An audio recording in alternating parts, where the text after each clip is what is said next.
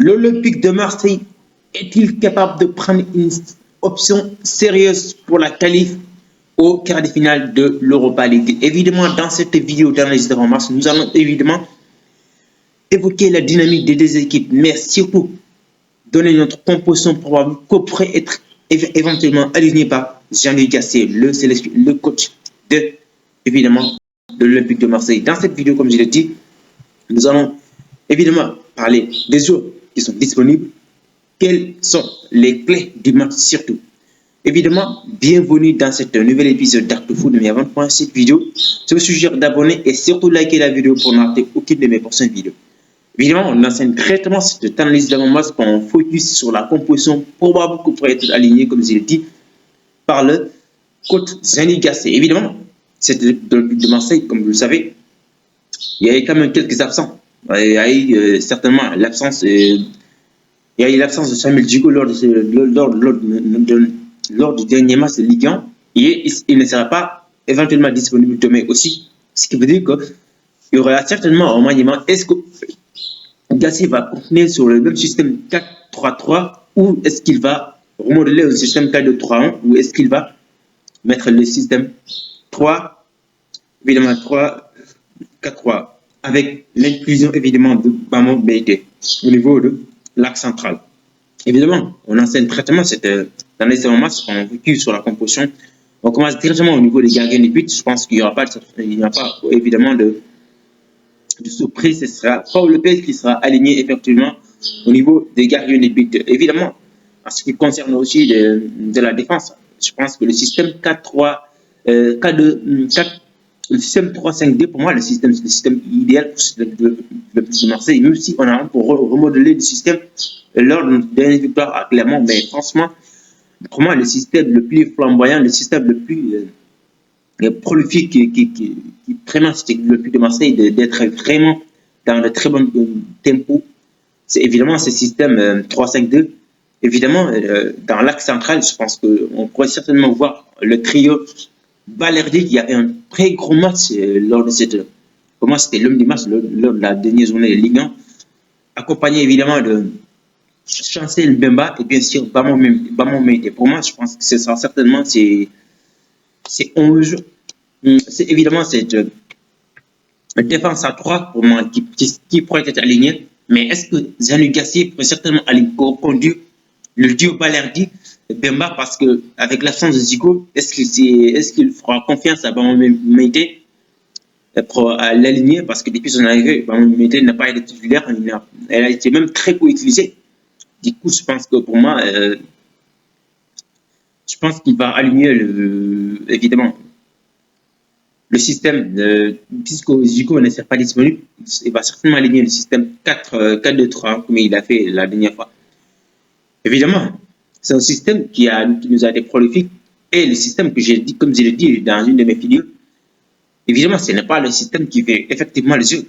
Le système, évidemment, en est une. Mais aussi, cette équipe de Marseille, c'est la mentalité qui a beaucoup changé. Ce qui est bénéfique, ce qui nous a donné beaucoup de satisfaction, ce qui nous a permis à atteindre ces 3 victoires-là, ce qui a été, pour moi, l'amour fatal de cette équipe, ce qui a été la cause de cette métamorphose de cette équipe de l'Olympique de Marseille, c'est évidemment ce système, cet aspect mental qui a été vraiment loué, qui a été vraiment qui on a tant loué du côté de Jean-Louis Gasset parce que c'est grâce à lui que cette équipe de l'Olympique de Marseille a eu cette mental d'acier et capable de revenir dans les matchs. Évidemment, dans la composition, comme je l'ai dit, dans les buts, il y aura Paul Lopez. Paul Lopez, évidemment, dans l'axe central, je pense que on aura certainement le duo Balerdi Bemba.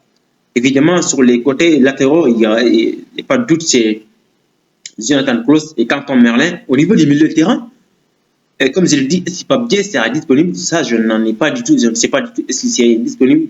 Est-ce qu'il est dans la liste de l'Europa League? Ce n'est pas cette information-là. Désolé, mais je pense qu'il sera. Ounaï sera accompagné de.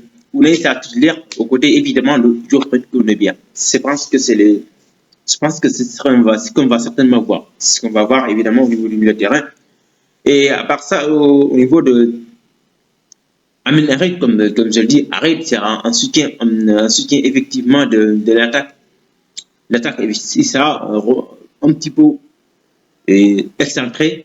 Iliman Ndiaye sera évidemment à côté de Pierre-Aimé Aubameyang. On aura certainement Ismaël Sarr sur le côté droit. Évidemment, comme je l'ai dit, Amin Harit a été un petit peu glissé sur le côté gauche, ce qui a permis à Iliman Ndiaye d'être en combinaison et de jouer dans l'axe avec son système qu'il adore vraiment. C'est une position qu'il aime tellement être aligné. Je pense qu'il s'est un petit peu reproché effectivement de Pierre-Emerick Aubameyang pour évidemment évidemment être la plaque tournante de l'équipe, jouer le rôle effectivement du numéro 10 qui est un rôle qui aime tourner autour de Pierre-Emerick Aubameyang. Évidemment, pour ce qui est la dynamique des équipes, on commence tous par celle de l'Olympique de Marseille, que vous le savez. Cette équipe de l'Olympique de Marseille, comme je viens de le dire, cet aspect mental-là a métamorphosé l'Olympique de Marseille, a transfiguré cette équipe de l'Olympique de Marseille parce qu'on a clairement vu que l'Olympique de Marseille a changé de mentalité et revenu avec un état d'esprit très, très conquérant. On a vu que dernièrement, on a été vraiment très lucide parce que ce qui est étrange, pour moi, je ne pense pas que c'est l'Olympique de Marseille pour être aussi flamboyant, c'est tout dans l'aspect offensif. J'étais vraiment surpris. Je pense que même si évidemment, Jean-Luc Gasset, Gattuso et Marcelion essaient de tenter de mettre Iliman Ndiaye sur Dallas, mais on a vu que l'aspect où il était vraiment dangereux, c'est qu'Iliman, quand il est accompagné, quand il est dans l'aspect, quand il rôde autour de Pierre-Emerick Aubameyang, quand il joue avec deux en attaque, quand il joue dans cette position-là, il est beaucoup plus prolifique, il est beaucoup plus excellent. Et même en équipe nationale du Sénégal, il a une difficulté, mais quand il est rapproché au niveau du milieu de terrain, il est très performant. Et c'est là où on peut voir la vraie qualité d'Iliman Ndiaye. Et ça, c'est clair. C'est clair, net. On a clairement vu. Évidemment, c'était l'Olympique de Marseille. On a vu qu'ils ont été vraiment importants dans l'aspect offensif. Même si le petit bémol, comme je le dis, c'est dans l'aspect défensif, parce que là, il faut qu'on en parle. Sur des coups de pied arrêtés, l'Olympique de Marseille a clairement des difficultés à défendre. Évidemment, fait très attention à cette équipe de Villarreal. Je reviendrai sur la performance. C'est une équipe qui est très dangereuse, qui a des buteurs, qui a des joueurs qui sont très rapides. Dans cet aspect offensif, défensif, il faut qu'on continue. L'Olympique de Marseille fasse très attention à défendre avec beaucoup d'intelligence, parce qu'on a souvent des difficultés à défendre, surtout des centres et surtout effectivement des situations défensives qui mettent à cette équipe de l'Olympique de Marseille en difficulté. Mais je pense que la seule et unique possibilité à cette équipe de l'Olympique de Marseille d'être efficace dans l'aspect offensif, c'est évidemment prêter attention à ne pas perdre de profit, surtout essayer d'être impact dans l'aspect défensif là. Et effectivement, pour ce qui est de l'aspect offensif, je pense qu'il n'y a rien à dire parce qu'il faudra continuer sur ce lancé-là et essayer de mettre cette équipe-là dans le camp. Évidemment, comme je le dis, ce qui est de la dynamique de cette équipe de l'Olympique de Marseille, c'est, comme je le dis, c'est d'être efficace, surtout de ne pas laisser effectivement d'être, parce que dans l'aspect défensif là, il y a beaucoup de choses à améliorer, et évidemment, et l'aspect technique aussi, il y a souvent beaucoup de déchets techniques, mais tout ça, ce sont des détails qui doivent être réglés. Mais offensivement, il y a eu beaucoup de progrès, il y a eu beaucoup d'aspects qu'il faudra simplement moduler et faire comme eux. Évidemment, dans ce qui est la dynamique de cette équipe de Villarreal, comme je l'ai dit, c'est une équipe qui a été touchée évidemment récemment par l'épidémie qui a posé énormément de problèmes à cette équipe.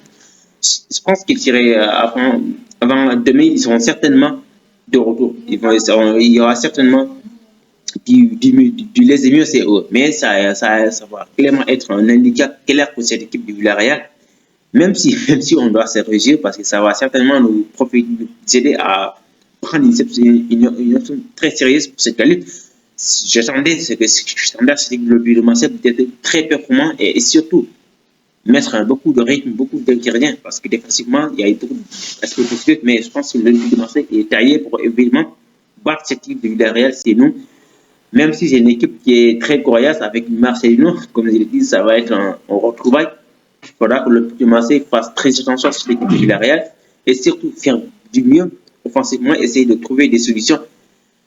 Surtout continuer sur ces mêmes lancers-là, cet aspect mental positif pour le Puy de Marseille fasse très attention et être vraiment lucide dans l'aspect défensif. Évidemment, comme je l'ai dit, cette équipe du Villarreal a quand même des atouts. Ils peuvent certainement poser des problèmes à cette équipe du Villarreal, mais quand même, ceci est conscient. Je suis vraiment confiant. Le Puy de Marseille est largement capable de battre cette équipe. Et on a quand même des options sérieuses, on a quand même des possibilités de battre cette équipe de Villarreal ici et prendre une option sérieuse pour la qualification. Évidemment, c'est la fin de cette vidéo. N'oublie pas de cliquer sur la cloche notificatoire pour n'en aucune de mes prochaines vidéos.